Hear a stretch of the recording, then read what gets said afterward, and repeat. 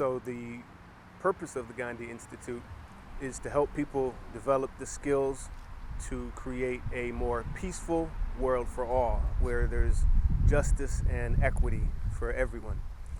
And we do that by providing training, education, and experiences for people in the areas of nonviolent communication, racial justice, restorative practices, and environmental sustainability.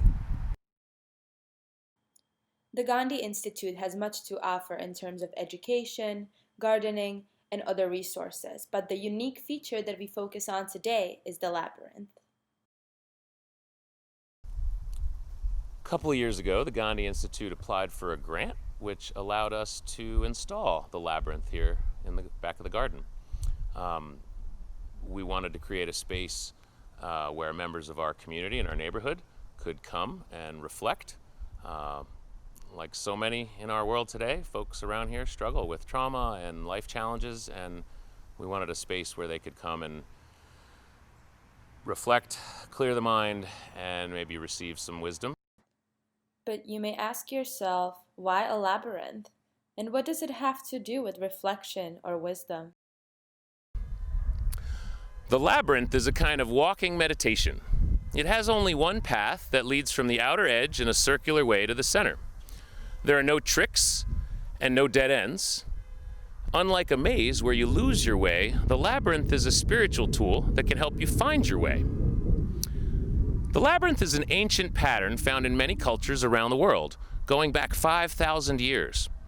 In Native American tradition, the labyrinth is identical to the medicine wheel and man in the maze. The Celts, ancestors of modern Europeans, described the labyrinth as a never-ending circle. It is also known as the Kabbalah in the Jewish religion. There are 4 stages to walking a labyrinth. Remembering is the first one. Take time to be thankful, or if there's something troubling you, think of a healing question to ask. The second step is releasing. On the way in, quiet the mind and release your troubles. Open your heart to whatever you might feel. The third stage is receiving. Pause in the center and stay as long as you like. Open yourself to a higher power. Listen to the inner voice inside of you. And finally, returning. When you are ready, follow the path back out, bringing what you received with you back into the world. Walking the labyrinth quiets the mind, opens the heart, and grounds the body. Some find answers to deep, important questions.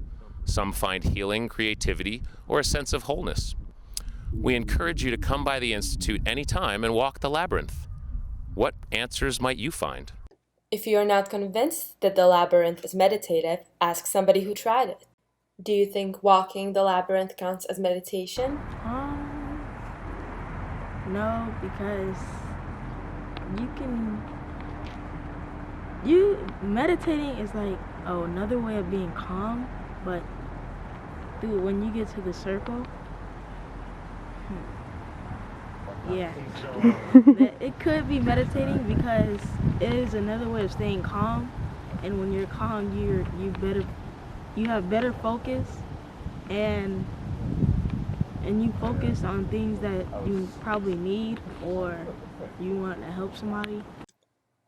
The labyrinth is open to public all year round at the Gandhi Institute.